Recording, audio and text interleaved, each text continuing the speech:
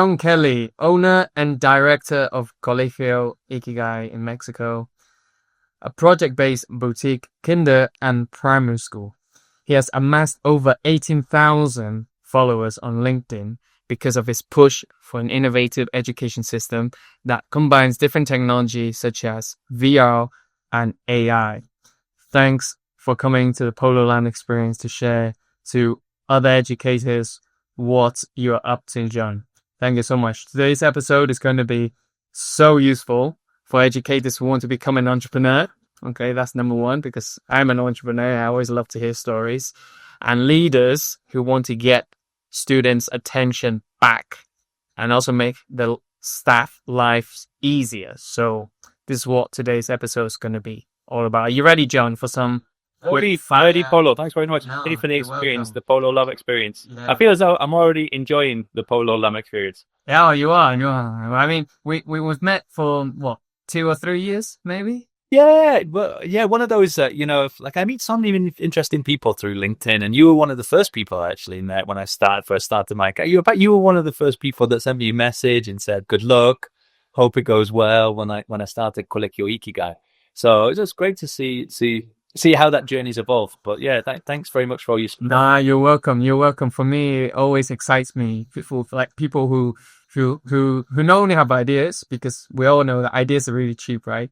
Getting it going is a completely different, ball game, right? So for me to see somebody who's actually putting the ideas into work, for me, giving them a like or, just commenting on their posts, giving them a cheer is, a little thing you can do to help, right, that person. So yeah, that's why I've been doing. It's interesting when my son's going to be 13 next month, March. But when my wife was pregnant with my son, I came across this guy called Tony Robbins, life coach. Yeah. And I know for British people, I think the book that they gave me, the book I read at the time, something called Unleash the Power Within.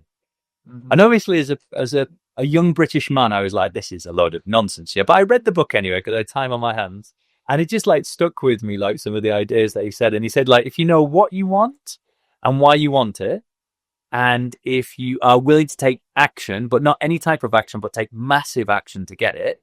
And if you don't get it the first time, you're willing to change your approach and find different ways to do it. He said, this is the 4-step blueprint for success. And honestly, I read that book when I was 31. Mm-hmm. And at the time I was an English teacher I was the head of English in an international school. I was happy with that.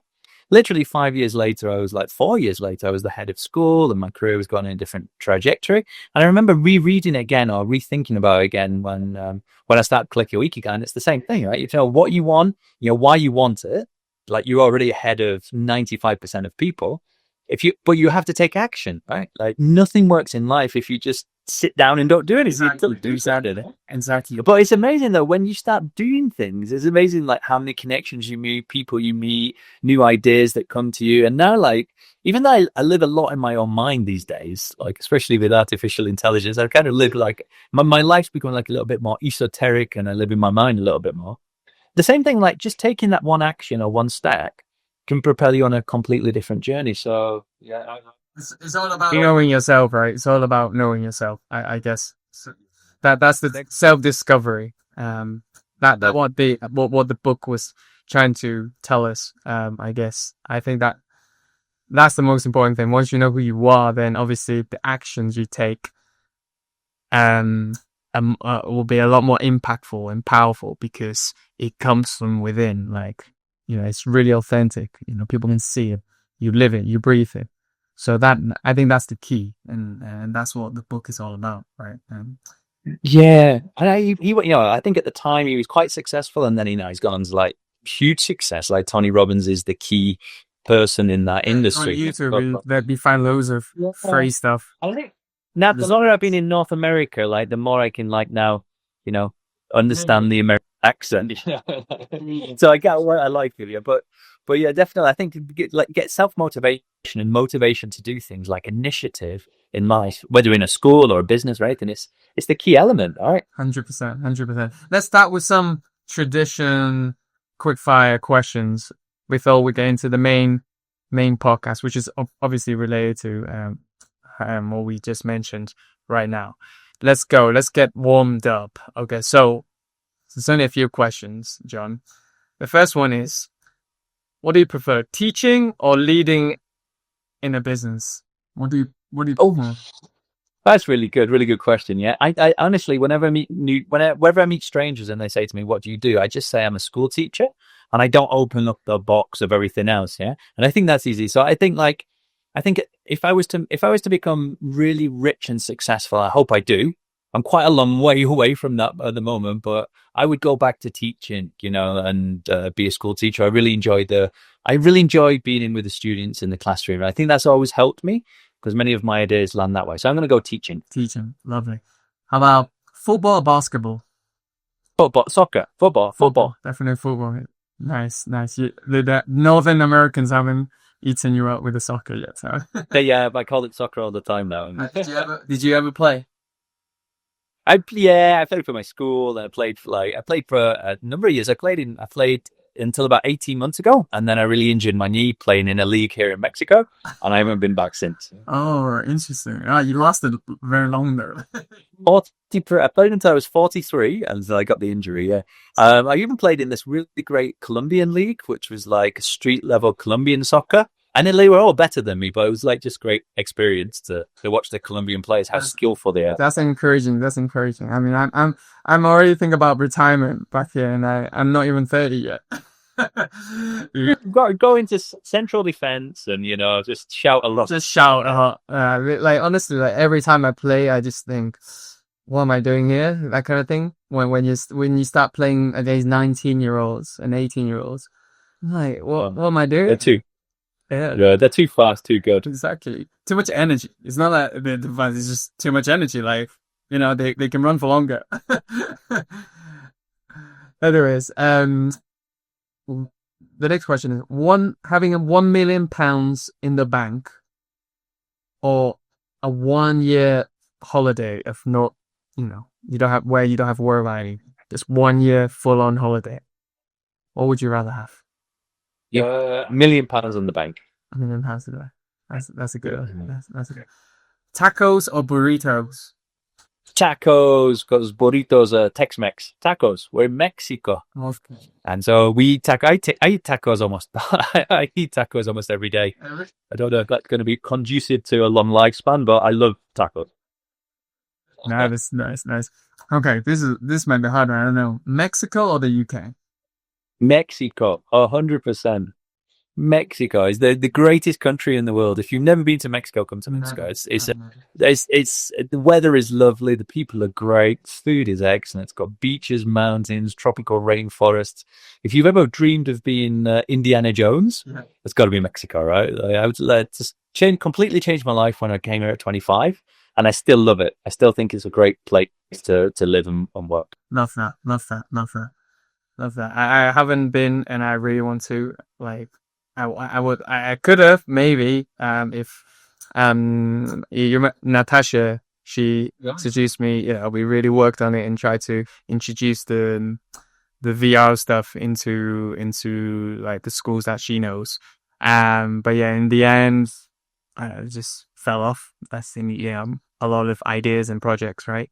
Because because of money, because they're here in Mexico we've got some exchange rates problems, like currency problems that goes up and down a lot. So if I'm charging euros, then they're afraid, and it wasn't the right time, right place. You're ahead of the curve. I mean, you're a light year ahead of the curve anyway, Paulo. So like all you've got to do is just wait for the world to catch up to you, and your success is right there. Because VR, it's just there's no way you can argue with the argument against VR in schools. Like, it's got every use case you can put VR in there.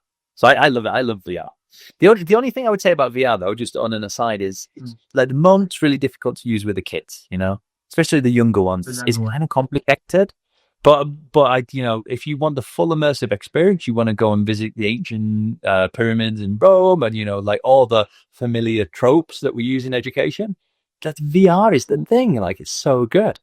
I always favor or I agree with the whole top-down kind of approach, I think it's always going to be the adults, the teenagers, not adults, the teenagers, the older kids who will adapt to this VR technology first, and then slowly kind of trickle down to the primary, the kinder. Maybe one day when when there's a mass market and content and hardware, where Meta and ByteDance, all these companies that are creating VR headsets, will make like the baby version, that actually fits on the head of a kid, So these are little things. I love it. I love VR, but there's so many. I think VR is the full immersive experience. I like everyone talks about having great impact on learning. When you're in there, you're not thinking about anything else. You're only thinking about learning. So, and the pixel rate and frame rate is getting so much better now. Like, if you go in, it's like you can have full immersive, high quality experiences in VR. So every year is getting better. It's just a matter. It's about time, exactly. It's a bit slow. I'm not gonna lie. But as most great things takes time, as you say. So yeah, we just have to be patient.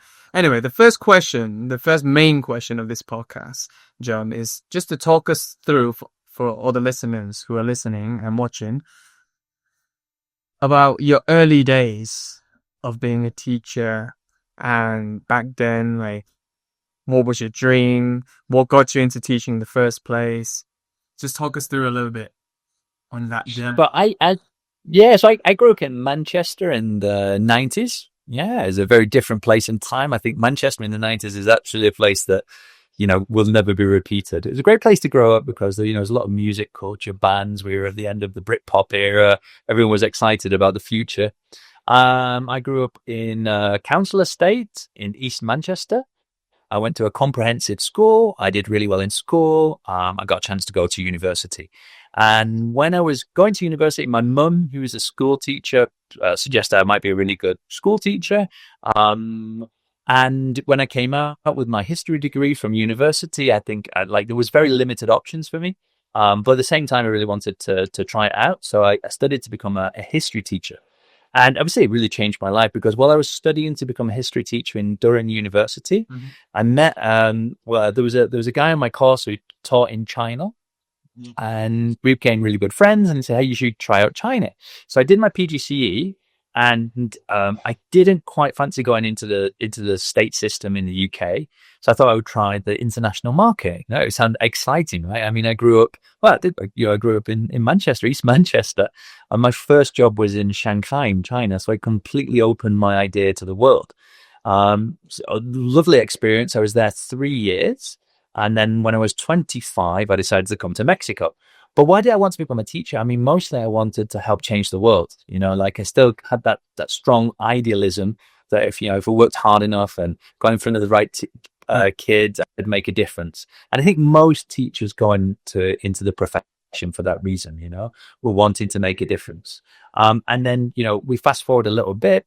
The reason I stayed in the profession is that I really enjoy teaching. Yeah, I really enjoy teaching and learning. It's a constantly evolving practice. It's a dialogue. It's usually a conversation between two people. And of course, once I became a teacher, it took me another good number of years to become a good teacher, and then another to become an excellent teacher. But I noticed progress every year in my abilities, which was also really motivational. But then I got to a period when I was, around about 30, my wife was pregnant. I said, okay, I've got to take my first steps into leadership now. Changed my goal a little bit. And I was like, okay, I definitely want to be the director of a school. I'd like to be the headmaster. I think I've got the ability to do it. And so I started to take my first steps in leadership. So you've got teaching and learning over here, and you've got leadership, and they're like, it's oil and water. It's the two different professions, right? How did you make that switch? Like, where did you learn how? Because I think in every profession, not just teaching, there's always this kind of struggle where, okay, you could be a very good operator in whatever field. For example, you could be a very good videographer, but that doesn't mean you're a good producer, director who can actually, call the shots on the film set, right? So how did you make that transition from being a teacher where, your main goal is to get the knowledge into the heads of the kids, into actually leading a bunch of staff. You're not just teachers, right? It could be teachers, the cleaning staff, the maintenance staff. How did you make that transition happen? Would you say? But I've always, like, some people have said that I've got natural leadership ability, but mostly I'm just quite chatty. I like to know people and speak to them and get to know their names, and so I've always had good social relationships in schools. And that kind of like naturally led me on to, the headmaster at the time would ask me to go and do difficult tasks with difficult members of staff because he knew that I could get a good response from the members of staff. So I think it was just like I slowly fell into it, but also I really enjoyed it. Like I still today, like as I'm leading different schools, I think the key thing is human connection, right? If you can connect with someone, you're probably going to be a really good leader. I also believe that, like, I had some different ideas that I wanted to bring into education, and that's kind of like been thoroughly played out now in social media. And so I thought I had something to offer to the staff members. In schools, you've got a whole range of people. You've got staff members who don't want to become school leaders, and then you've usually got upcoming young members of staff who are really keen to make an impact. And I was one of those members of staff when I was young. And I've just sort of continued it on. Like, I like learning new things. I like challenges. And it just sort of naturally fell into place. But I thought, and then there was a moment that came, okay, I think I can be a really good school leader. But that's been a journey as well, What was the most challenging thing that you faced as a leader of a school before you became an OS? Pandemic was, hands down, the pandemic was number one. But that being said, lots of difficult safeguarding issues with children, some extreme safeguarding issues. I think those are the ones that really impact you the most. Difficult situations through the pandemic with staff, mental health issues, not my own, it's like other people's, or maybe my own mental health issues. But yeah, the pandemic was tough because it just really, like, we put in Mexico, we put 1,500 students online. Children from maternal children, like children the age of 2 went online overnight, and we need to see them again for another 18 months. Mexico is out. So I think definitely the pandemic was the biggest challenge, but it was also the biggest opportunity. That was the moment when I really sat down and evaluated and analyzed my life, and I was thinking, okay, what is it that I want to do? I turned 40 in the pandemic. So it was good that, like, the existential crisis came at the same moment as the real world crisis. They kind of like fell at the same point, yeah, which really helped me out a lot. And coming out of the pandemic, I knew that that I wanted to try and do something different with my career and different with my ideas. Would you say your dream is the same? I would say it's still the same, yeah. And I've got a really big dream. I'm happy to share it. Yeah. And I think it's really important to have those really big dreams. I really want to change teaching and learning. I really want to change that traditional mindset. And I think now is the best time for it.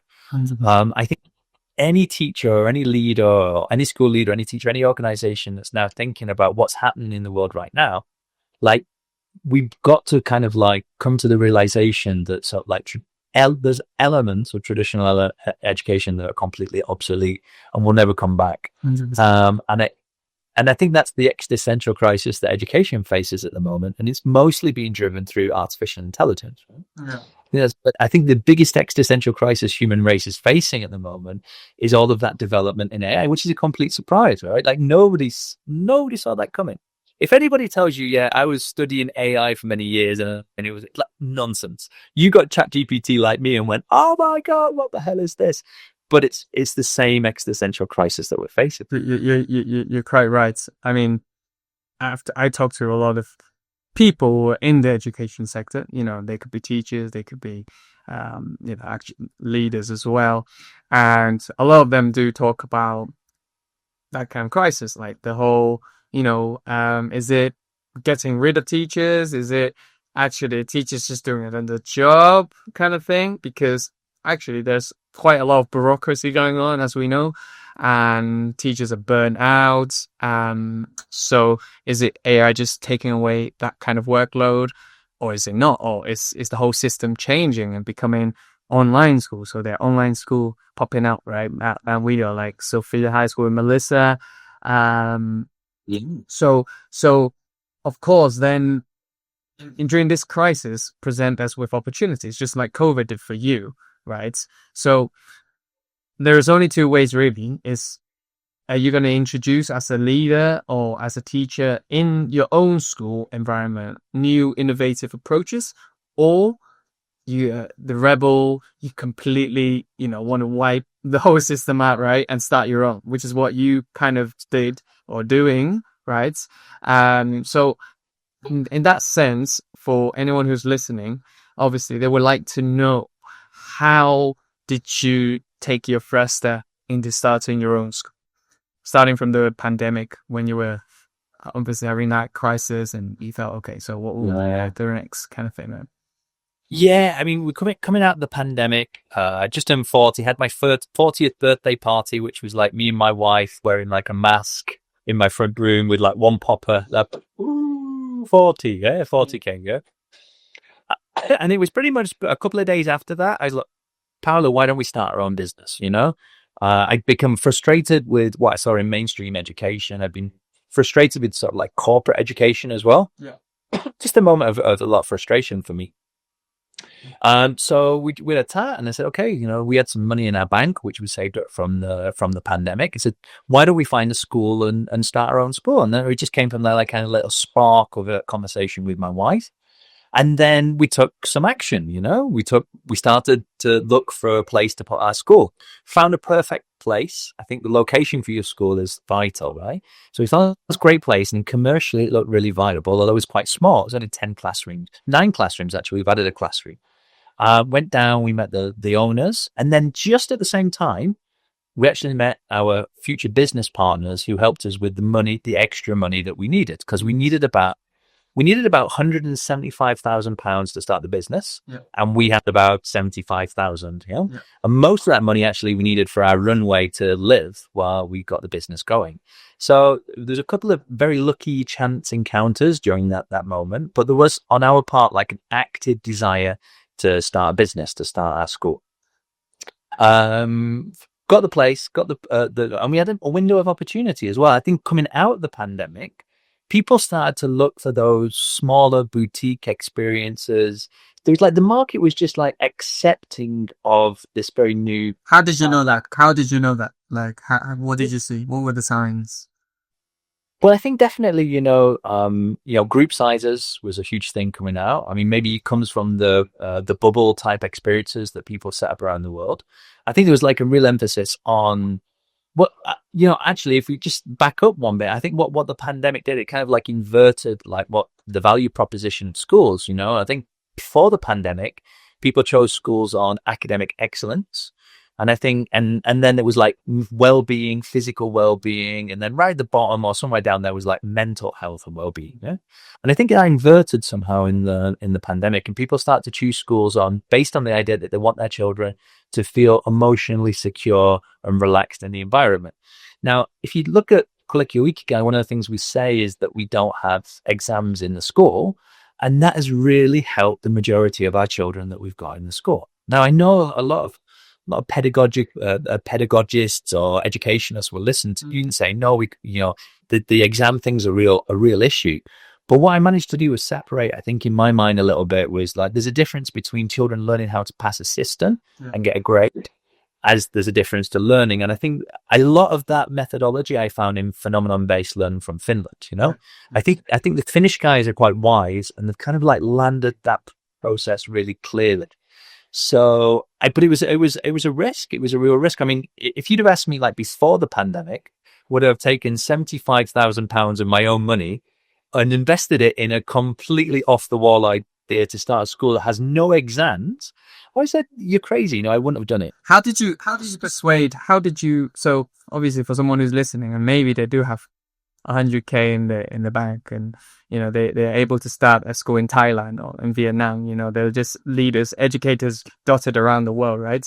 How did you persuade the investor that that is a good plan to go for, right? In that point. Well, I mean, the thing that attracted me to the investors in that moment is that they gave me full reign to do whatever I wanted inside the school. I said, the school is yours. You can choose any program, any platform. And so that academic freedom was like, I'd never had that before, you know? Like But then how does that fit into the the actual education system? As you say, like there's no exams.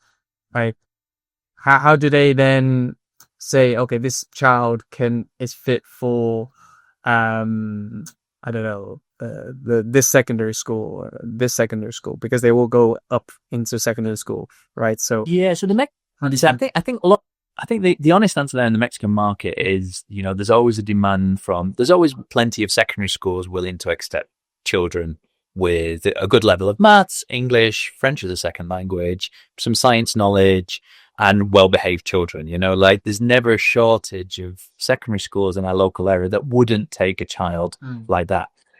I mean, you could be a little bit more cynical about it, and especially in Mexico, you have to think of it like that a little bit, is that sometimes the only filter in Mexico and private schools around the world is MasterCard or Visa. If you've got money to put your child into a secondary school, it doesn't matter about the academic level of the child, you know, and I think that's just a reality that we confront, you know. That being said, though, what we wanted to do with Colegio Ikigai was give children a curiosity and a love of learning. And that is where we released the tension on the exams, you know. And my son in particular, the night before an exam would be vomiting and diarrhea and stomach problems, and he doesn't want to go and he's crying. And that just kind of like generated me, especially going through that pandemic, when all of a sudden we started focusing on like the mental being of children, was kind of like, okay, you know, is there a better way we can do it in kinder and primary school? Is there a better way we can do it? And the Finnish is the best case study, right? You know, like, if you speak to, and I've been lucky enough now to speak to some real experts in Finnish education, and actually I've got a chance to meet next Friday. I'm going to meet this Finnish ambassador.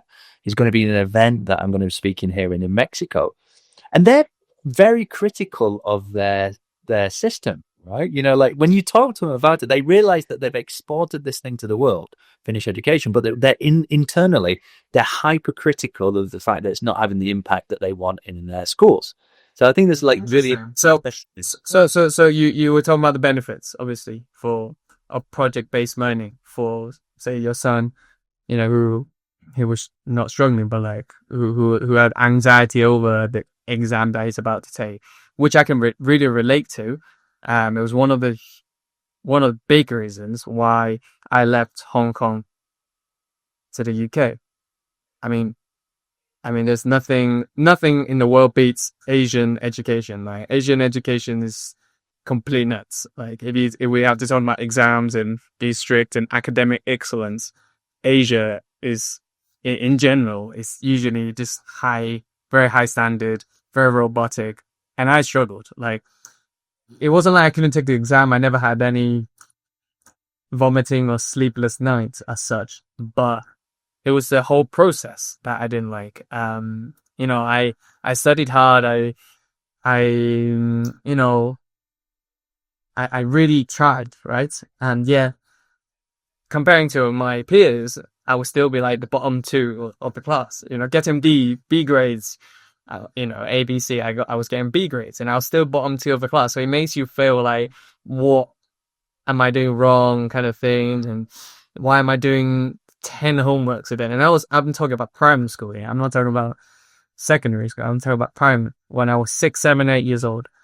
And so I got fed up, and that's why, you know, I left to the UK, which for me was already like project based, really chill, even though they had SATs and all that, but that was easy compared to what I had, which is fun. So yeah, I can really relate to what you say. You're saying that there's the benefits for that, but so what are the disadvantages or things that they have? Yeah, go there. So I think I think, you know, when I was growing up in Manchester, but right for Yorin, like it was very obvious. My mum and dad made it very obvious to me about why I was going to school. You know, you're going to school to get a better life and to earn more money. You know, There wasn't any way, it wasn't a discussion. It wasn't any way around that. It was like, this is the reason why you go to school. But what I've kind of like learned is that there are many other reasons why you would want to educate a child, right? It isn't just that sort of conveyor belt to get you into the system or to get you a job. There becomes like more dimensions to education. But my education was never like that. It was functional. It was like, reason that you're definitely going to go to university is you definitely got to get a degree so you can definitely get a better job and get a better quality. Similar to the mentality. Yeah, I mean, not a lot of and not a lot of parents on the council estate have that mentality. So I do thank my mum and dad for that one thing that they said to me is like, that's the way to get out of that cycle of poverty, you know?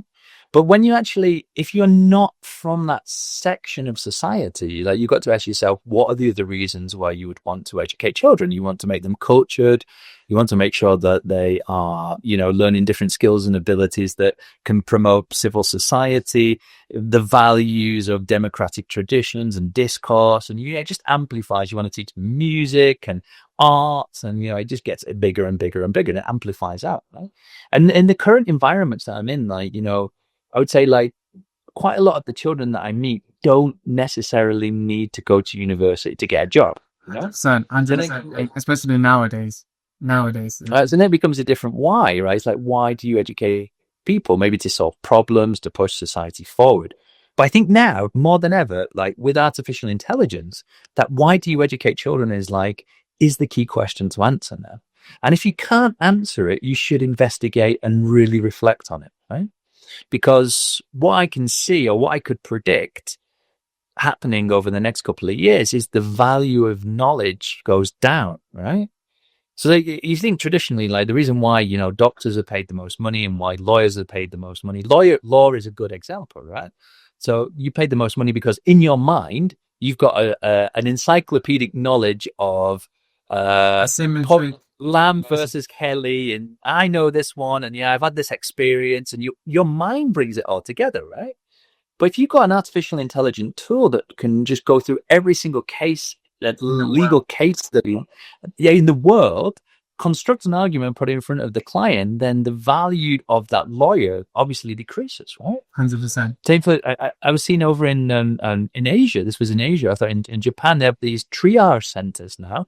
Before a patient goes to the hospital, they sit in like a triage. And they talk to an AI and say, what's wrong with you? And they say, oh, my blood pressure is really high and I've got a headache and I really need to see a doctor. And they take the scan, the full body scan. It says, okay, you probably need to take a pill, or please come into the hospital emergency room because you're in big trouble. You know, like AI is reducing the value of knowledge, right? Now, if you take that to its logical conclusion, which we're seeing is there's this big reconfiguration in the job market, then what is the logical conclusion? If AI continues to get, you know, magnitudely more smarter than us, then eventually it comes a point when it does all of our jobs. 100%. And it runs us as a government. It takes away our need to govern ourselves, because why would you not, right? Obviously, the competitive advantage that companies have right now is to farm out our stuff to AI. Eventually, AI might be able to farm out everything to AI, you know? So I think it's an easy, and then you've really got to ask yourself, why educate a child, right? Like, why are you hearing that? Is that one of the questions that, for example, the Finnish education system, they're asking themselves? Is that why it's not making those impacts that you were talking about? That's how, you know, they've been hypercritical in the system that you were mentioning before. Yeah, I think the Finnish did go through that process and talk to them. Like, so the Finnish educational system is famous because it has no standardized exams, right? And that captured everyone's attention, especially as they were going up the PISA rankings at the same time, right? And so there's a real interesting dichotomy. You have no standardized exams. Everyone in the world feels that the only way to get academic standards is by putting children through a sequence of harder and sequentially more difficult exams until you get to 18, and then you've got the perfect person who's ready to go to university. Mm-hmm. Higher the academic level in the world, the higher the chances of success. And that kind of like flips it onto the other question, right? It's like, what is success in life? You know, you've got a child now, you know, you've got Ryan's world. Ryan is 13. He lives in California. He's the most successful child YouTuber out there. He earns $30 million a year YouTubing, right? Yeah, I've heard them. So all of a sudden, Yeah, so all of a sudden, the reason, which was, you know, an economic reason, has just gone, right? Exactly. This person in your office retired himself before you even got to your GCSEs. And then you've got and that's right, he's retired. I saw a YouTube video the other day about a 17-year-old who invented his own app, which takes pictures of food and gives you like a caloric breakdown of the picture, and then gives you a dietary plan to make sure that you're losing weight and staying in shape. He's earning $1.7 million a month from his application, right? And on and on and on. There's all this sequence of different ways in which like you can earn money in the world. And then on the other side is that even if you're not sending your child to be successful, you're probably sending your child to be happy somewhere in life or happy somewhere down the line. Mm-hmm.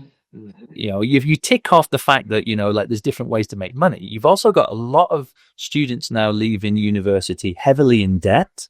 Yeah. You look at you. Yeah. Okay. Yeah. You're still there? Yeah, or thereabouts? I've not paid €1 back. I mean, okay. I wouldn't bother, Polo. Like, it should be free. Education should be free. Like, and if these universities, I'm not trying. I'm trying very hard not to. But if I do get one day very successful, obviously, and I get that big paycheck thing, yeah, I wouldn't mind paying it back. But obviously, like right now, I'm not even up to that basic wage, for me to be able to pay anything back. So, because that system, the value proposition of all schools was be good, work hard at school, do well in your exams, and then later in life, there will be the shiny object which is called success given to you, right? But now it's fallen in various points. I read the other day in The Guardian, I saw an interview in The Guardian with a young lady called Emma, who'd come out of Oxford University with a first-class honours degree in English and French. Mm-hmm. In times gone by, she would be, fast-tracked into McKinsey or one of the, Deloitte or something like that, and would be working in.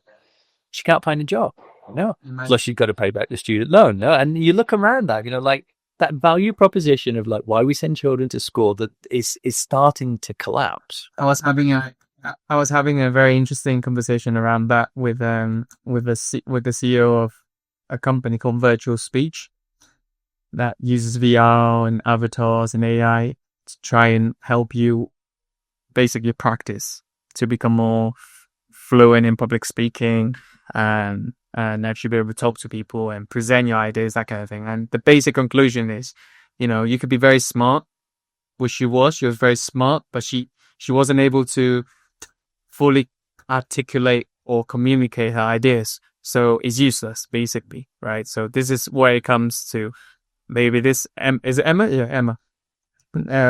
This Emma girl who, have all these degrees and it's amazing and probably have a bunch of knowledge.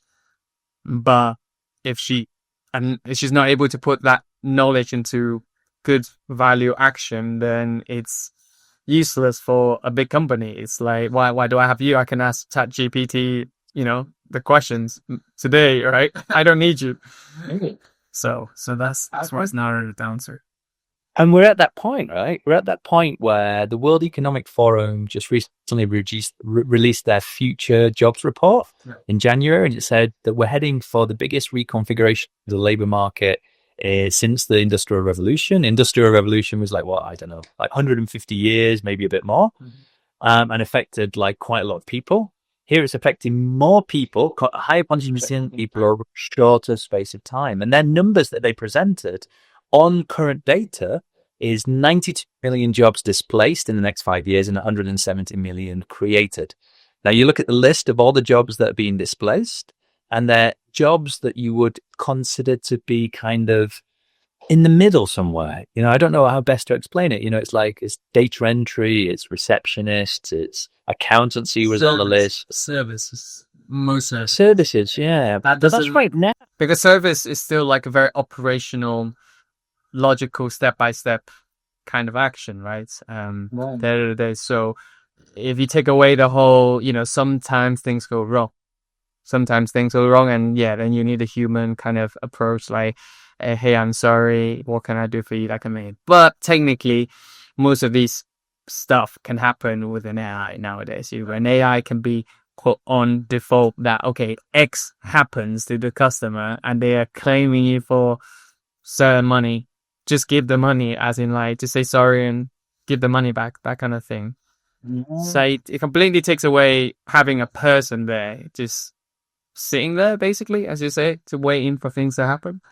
And moving on to maybe, yeah, definitely critical jobs that need critical thinking, and you need to actually analyze a lot what's happening and then putting your own input. But here's where my viewpoint is a little bit more radical than everyone else, is that I'm just listening that, this thing, like, so Sam Altman came out famously this year and said 2025 is the year that AGI arrives, which is artificial general intelligence. And the definition, although it's hazy, fuzzy definition, everyone seems to like put their own interpretation on it, is that in all cognitive ability tasks, that the AI can outperform the human, right?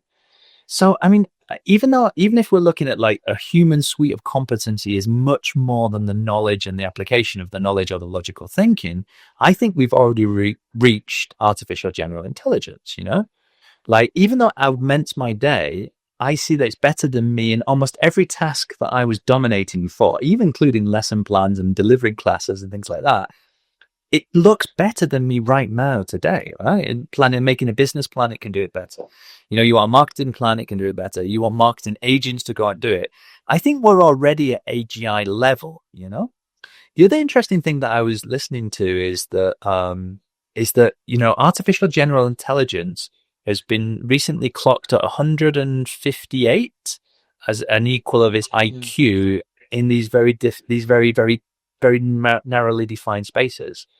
But it's also true to say that every 5.7 months, the IQ is doubling in its abilities. So in 5.7 months, that gives us an IQ of over 300. Is that right?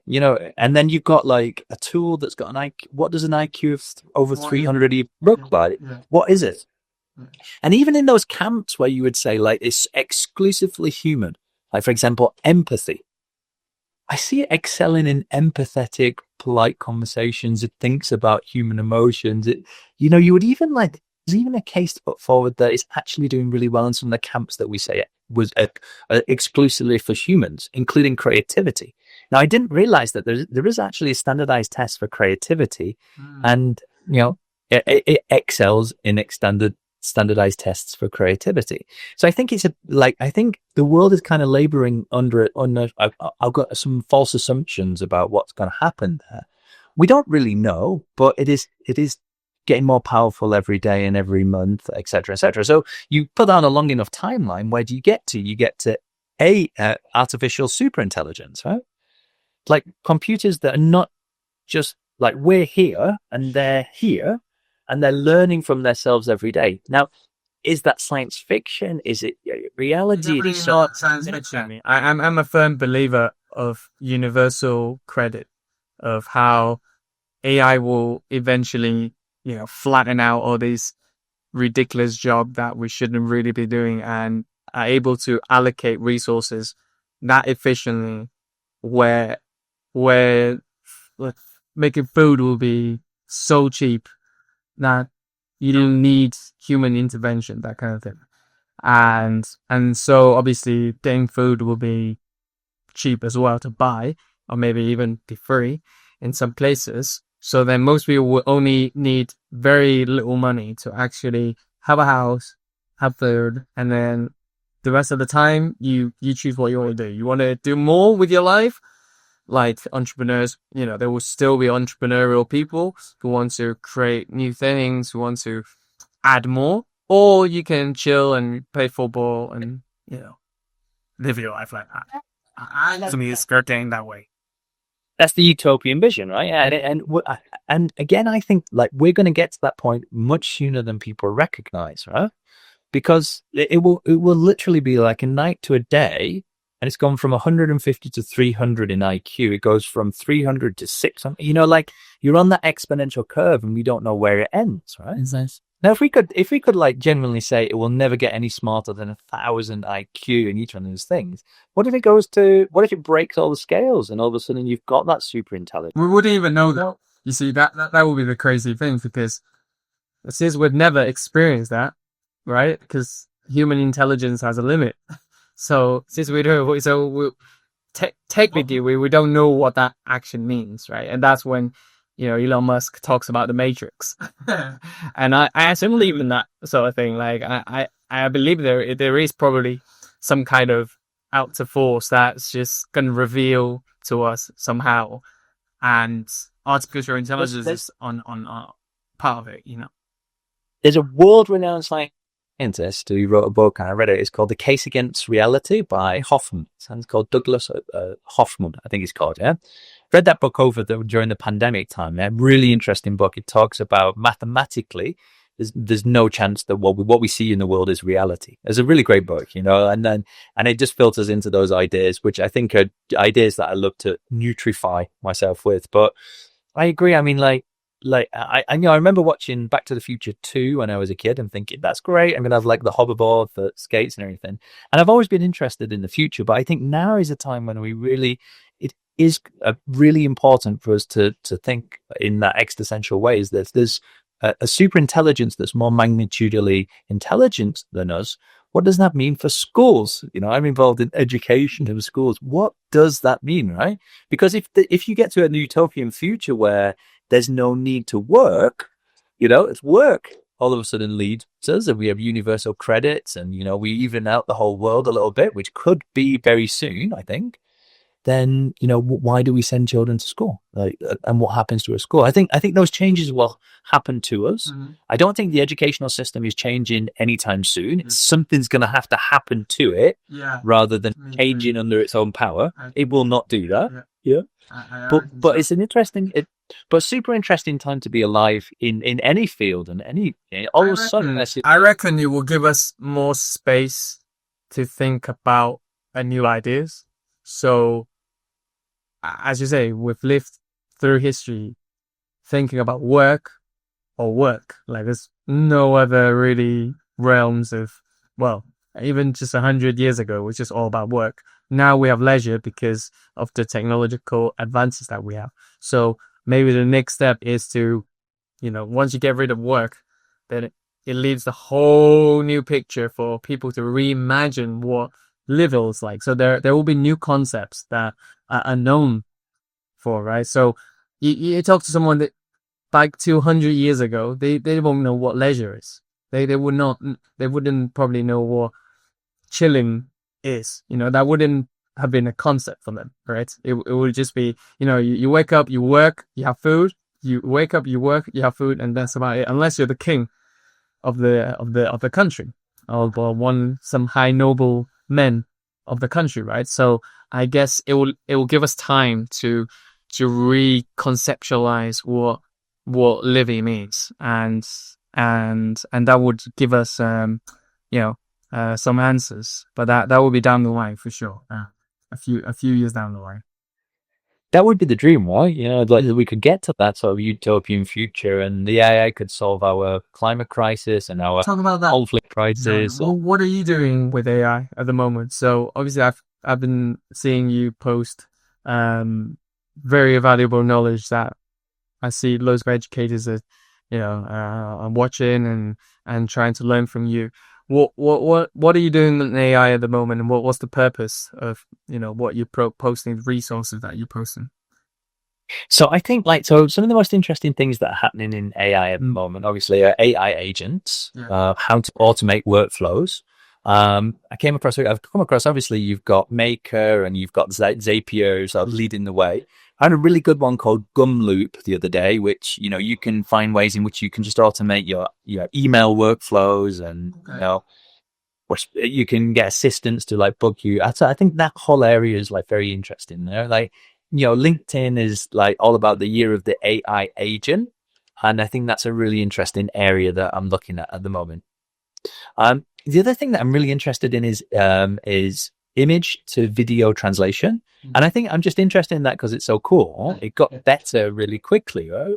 And I found this YouTuber, and actually I got to say, I took that prompt from another YouTuber who had it up there, and it was basically what you could do is take a picture of yourself, put it into OpenAI, and it would give you another prompt that you could put into Leonardo AI to give you a Pixar picture of yourself.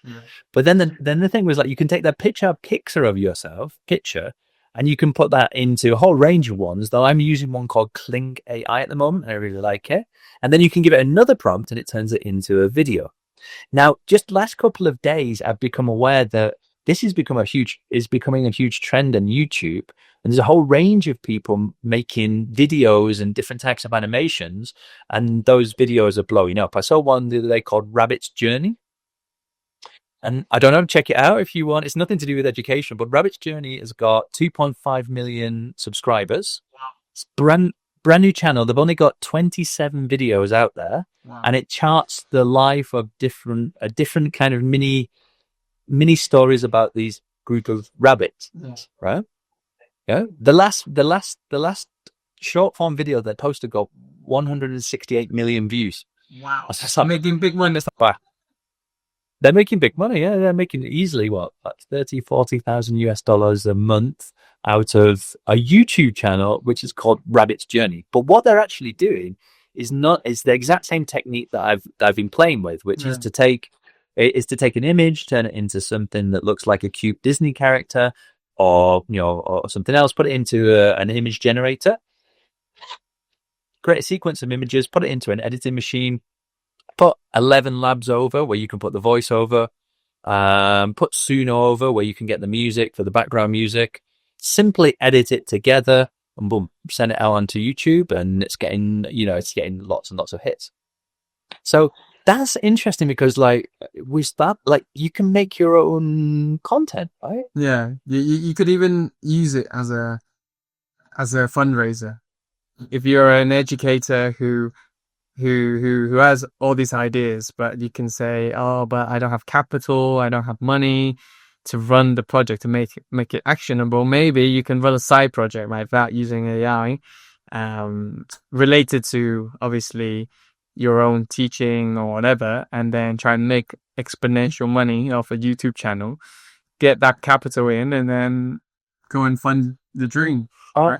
Off we go, right? I mean, that's one idea that I've got in the back of my mind, yeah, and I think it's a really good idea. That's why I started my own YouTube channel. I've only got 16 followers at the moment, but I'm on the trajectory to Mr. Beast. That's the goal, right?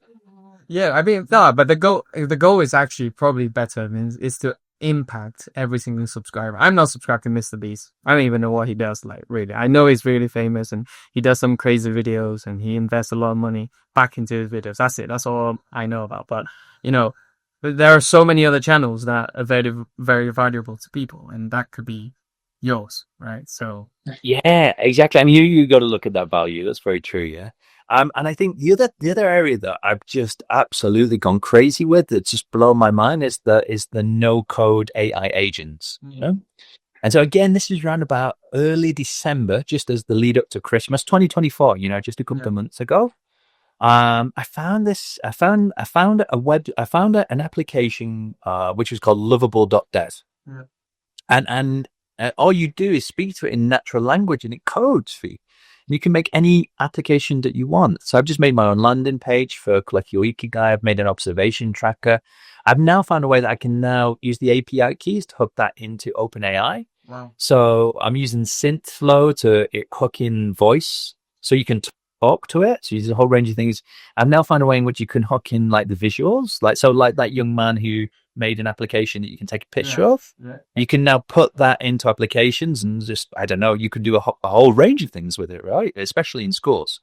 So I tried to make my own social media platform, which was really interesting, and, like, I'm there or thereabouts with it. So no code AI, I think, is just crazy, and I think that's one of the things, like, it's going to augment different types of professions to a range it's like a range of abilities that we've never seen before. And it's going to give us new abilities and tools in our day-to-day jobs. It's like a superpower. Imagine, like, again, like, now we've got it. It's hard to imagine the world that was there a year ago. But if I'd have told you just, let's say 6 months ago, like, let's say on my birthday 1 year ago, in the 1st of June, 1980, and I said, Polo, I know how to make full stack websites without doing any coding. You might have looked at me and gone, all right, yeah, okay, authentication and all the SQL stuff, but now it's right there, and that's where it was now. Like now, I'm looking at how, and now look where Lovable.dev went to in the last 3 months, and it's now so much more far advanced again. Once again, right? It's got these... One question, wait, okay, so you say you can, describe your app or website, whatever, right? So once it has its output, does it still, like, say the website, it lives on lovable dev .ai, or yeah, it's a completely separate, like, you can have your own domain and it lives on a different space? It lives in GitHub, right? That's where it ends up, in a repository on GitHub, which you own. You own the code. It's your code.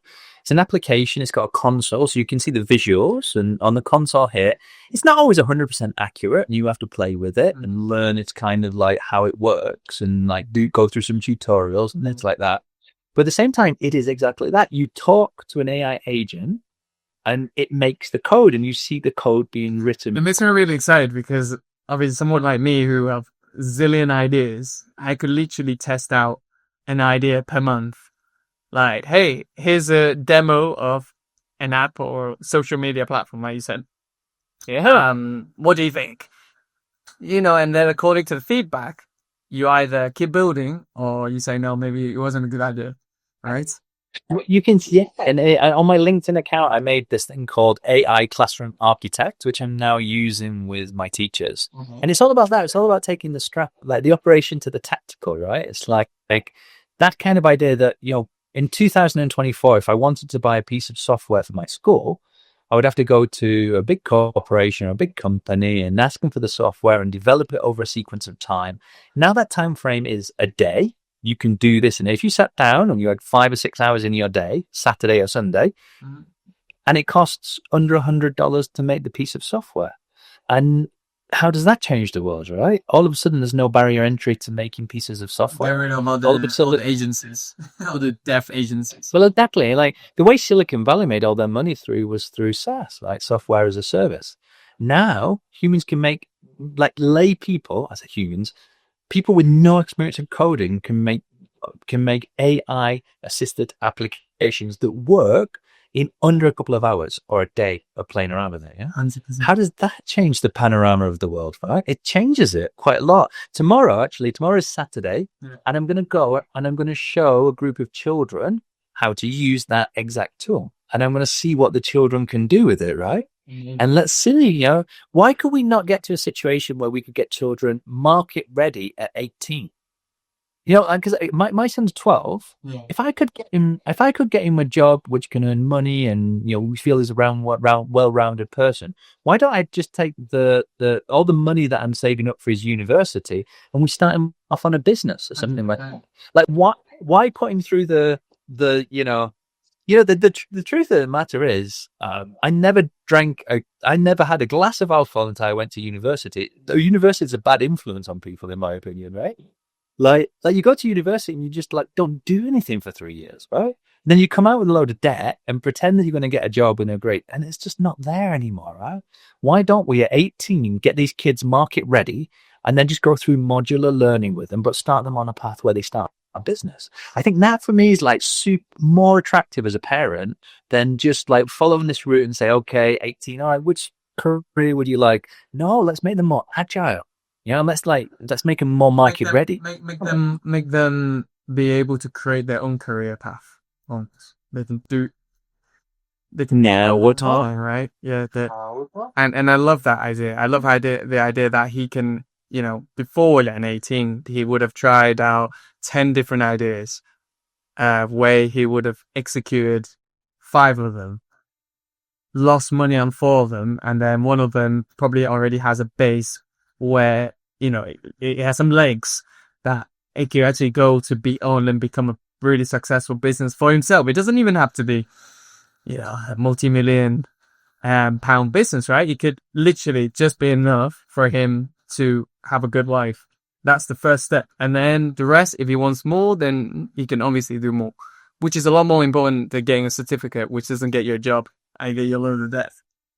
Right. If you're spy, like who made Rabbit Journey? Right, I'd love to know who made Rabbit Journey. But Rabbit Journey's making $34,000 a month. Right? That's more than I make. The more than you make. There's more money than we'd ever see. 35. Let's say, and all he's doing is piecing together AI created artifacts. Exactly. Right. Editing the videos and putting some voiceover, which everyone can learn, by the way. I mean, I learned video editing myself. I learned Photoshop, all this sort of things. Yeah, like on YouTube, there are loads of tutorials. I mean, there's even CapCut that's free for everyone. That all this TikTok generation know how to edit video. So Right, exactly. It's all about the quality of the idea. Now, I don't know if Rabbit Journey is necessarily adding a lot to society or yeah, making us a better group of, but at the same time, like, I think, why would you take an option where at 18, a child, we don't know what the effect of AI will be on every new business or yeah, every, let's say, for example, in children who are 18 today or going to university, there's still going to be a good group of those saying, okay, I'm going to go and be an accountant, right? yeah. What if in the next 2 years they start that, they're working through their university education, well, they get to the end of the course and all of a sudden AI completely change or transform that industry and that industry no longer exists. That's a reality. That's exactly what's Some, happening. That's exactly what's happening. Yeah, in Spain, I'll give you an example. It was on the news. 220,000, not 200, there's some like 20,000 engineer students, in the middle of the course, suddenly some law changes and so, no, you need an extra whatever certificate in order to work. So suddenly, before maybe you graduate and then you can go into the workforce, now you can't. Things like that, right? So little changes like that, law, or can already affect you. Well, imagine an entire industry where they say, yeah, we no longer need any social media managers anymore or coders. Like we don't need junior coders. Maybe we still need the senior ones, but the junior ones we don't need because the senior one will just command the agent to do the work for them, right? So you're in the middle of your computer science degree, spending 20K a year to try and get that piece of paper, and then suddenly they're like, yeah, we're no longer hiring for junior. So then what do? And you were never taught to be entrepreneurial and start your own thing. Hey, that's the problem, right? So that's why people stop. This Emily stop because they're like, oh, what do I do now? I felt you just had to study at Oxford and you'll get a guaranteed job, which is not the case. it's not the case. I listened to a really interesting podcast on South by Southwest, that big conference, that tech, it's not quite a tech conference, but it's like a conference of innovation or thinking, from the States. And it's super interesting podcast. It was a little bit of dark humor, but I will share it with you. It was, they were interviewing a young lady who managed to get into Parsons School of Art and Design in New York, but she'd gone with a scholarship, and at the end of 4 years, she'd come out with $120,000 worth of debt. She comes out and she goes into industry, and after 1 year, she realizes that she wants to be a comic. She wants to be a stand-up comedian. Yeah? So she goes from like this way to that way. Right? She starts her career as a stand-up comedian, and obviously is not making any money. And so, in order to pay back the debts, she becomes a stripper. She works as a stripper for 1 year. She strips for 1 year and pays back all of her debt. She made $120,000 just by taking off her clothes. Now, it's a bit of a dark humor because, what is it that we're trying to do with? What happened to that lady's education to say that, like, we educated her to become a stripper to pay back debt to a university? Like where did that circle go wrong? And that's what I'm talking about. Like that kind of that kind of idea that you're going to get to university, it's going to be okay. It's not. It's Yeah, it's so obsolete. It's so obsolete. Even for today, we don't even have to talk about tomorrow. I think it's obsolete today, unless you want to get into the architectural jobs, the really specific medicine. Then yeah, there are still a few years away from being taken over by all this technology. But most of the japes, degrees. So day by day, what what do we say as teachers in schools to children, right? Because even today in the schools that I know and work in, teachers are still pushing that same message. Be a good boy, be a good girl, get good grades. You're on to university, you're going to get a job. Mm-hmm. And like, if we know that that's not that, like, why educate children? Like, it changes the value proposition of the school. Why are we lying to them? I don't I don't sugarcoat it for the children too much these days, but at the same time, what I do say is we are living in the unique moment of opportunity. Yeah, definitely. Take the opportunity that there's going to be presented to you, learn all of these new skills and all of these new abilities, think for yourself, and learn to live on your own 2 feet. And that is where there's so much richness in education in today. Right? Tomorrow, I'm going to try and prove it. I don't know if I'll send it out on LinkedIn, but I'm going to try and prove the next couple of days that a group of children between 8 to 12-year-old can code and make their own full stack application. Right? Nice. Now, if I can prove that, then what does that mean? What does that mean? And that's the interesting bit, and that's what keeps them so motivated. It's like, what new skills can we teach children that gets them market ready at 12 or 18 or it shouldn't even be 18. 18 was made by somebody. Like the actual age of being 18 and being ready has always been made up, like socially, like complete social.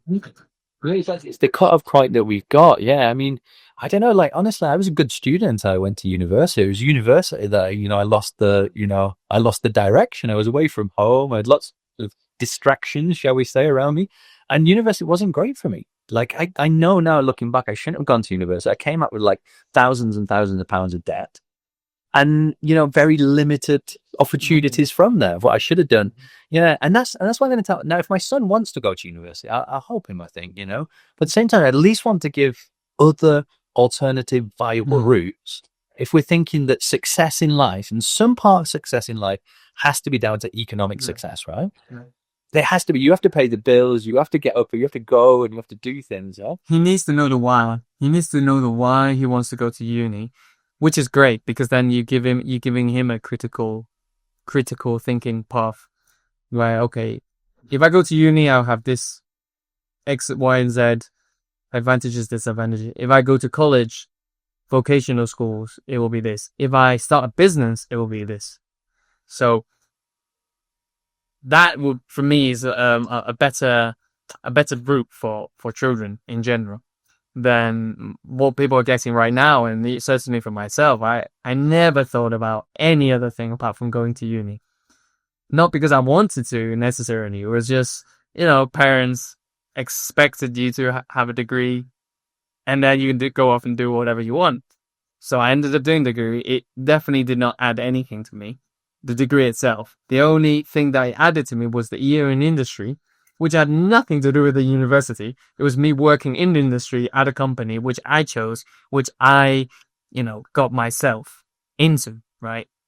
It wasn't like my uni gave me a job and thanks to that, now I have the ability. It wasn't even that. So it gave me nothing. Until today, I still have not used my certificate for anything.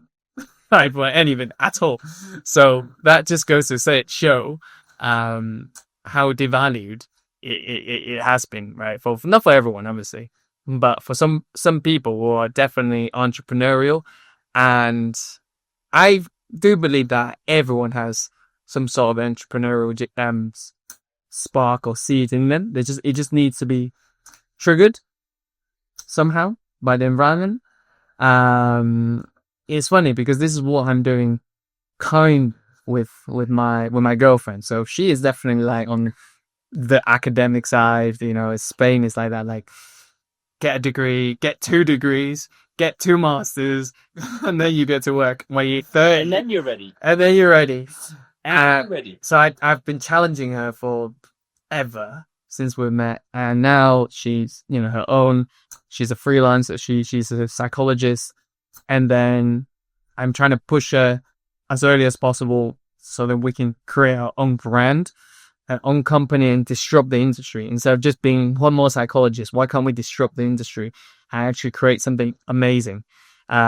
With psychology, mental health, as you said, like people are putting more importance onto mental health, but but psychologists are not necessarily more entrepreneurial today. They're still just psychologists. So there's some huge opportunities for those who are psychologists and has an entrepreneurial mindset to attack a market which is growing. It's exponentially. Like mental health is absolutely mad right now. Like everyone talks about it. Everyone is so much more willing to actually pay for a service, to talk to a professional and get help with their communication problems, relationship problems, anxiety, depression, drug problems, whatever that's right. So it's an interesting field. But yeah, so going back to challenging in a perspective that young people should just go through one route and come out being the finished product. That doesn't work anymore at all. Coming to the last question, so then we don't overblow on the podcast. No, we can pick out the highlights or the lowlights. If there was an educator out there who wants to obviously implement a new idea at their school, okay, because of all the reasons we've obviously talked about during this podcast, because they know that there should be more routes than just going to uni, etc. They have a new idea. How would you advise them to take the first step to present? So you're they're a teacher, and they're not necessarily a headmaster. They can't call the shots, kind of thing. How would you advise them to take the first steps? Oh, that's a really good question. Yeah, I think definitely they need to flesh out the idea, get a good exam, get an idea of why they want to do it. I don't think when we're talking about what how children learn or how humans learn, I don't think there's any new information coming in there, right? So the pedagogical approach that worked before the pandemic is the one that will probably work after the pandemic. Like the way we learn, our brains haven't changed in that sense. It's all about accessing prior knowledge. It's about connecting new neurons as they go up. And there's, that element I see is completely closed, like how we learn is how we learn. Yeah. But at the same time, the space that they should be looking for is how to augment that learning or make it quicker or more impactful or deeper. And that space, there's a lot of technological things, a lot of technological crossovers that could work. Yeah. I think definitely going with your instinct is really important. And especially if you've been a classroom practitioner for a number of years and you've got your ideas down, I think looking for that way to bring in new bits of technology that can generate excitement and engagement in the classroom is interesting, though, because even though pedagogy isn't really developing too much, I would say, over here, you've got technology, which is really starting to do some amazing things. So, and then pick one element that's happening in technology and try and bring it into the classroom. I mean, the way I got started on this was with Andrew Wright on the metaverse. And I got a chance to speak to Andrew Wright, and he blew my mind one afternoon. And I was in Mexico and he was Australian. He was like, "You've got to look at the metaverse because it can do this in the classroom." And then it's just taking that next step. I think unless you're working in a really strict school, I think most schools will give you some latitude to experiment and do things in classes that are new if it's sound pedagogical ideas. So I think most schools will. There is space that you can play in most of those schools. And once you get the idea, is bring it in, test it, make sure you can get buy-in from everyone around you, buy-in from the head, buy-in from your pedagogical or school leaders. I think is important. Be brave, take risks. I think it's the time to take risks. And just, maybe involve yourself in a community. I've got a school community, which we talk about, innovation in classrooms and what we can do. And I think those elements are super important to land your idea. And also be aware that, people who do take risks in this moment and people who do go into that blue sky thinking, you're going to learn a lot. Try it, you're like, why? What have you got to lose? There's nothing to lose and everything to gain. 100%. Thank you, John, for coming on for the first time. Obviously, we're gonna have you on for another time when you have your new things coming out. This proven technologies that you're gonna use with teachers and students. So then we can develop on top of whatever we mentioned today, and whether your predictions obviously are correct or not, or we got to redefine it a little bit. I think you're going pretty well, obviously, with Koreho Ikigai. you know, there's demand for your school, so there must be demand for your methodology and ideology. So yeah, thank you so much, John, again for having your time. You know, you have to run schools, and you know, you're taking a great time to share your ideas. No, so what's up? No, you're welcome. No, thanks very much for having me on the Polo Lamb experience. I'm really looking forward to seeing the final pod. Yeah, thank you so much, John.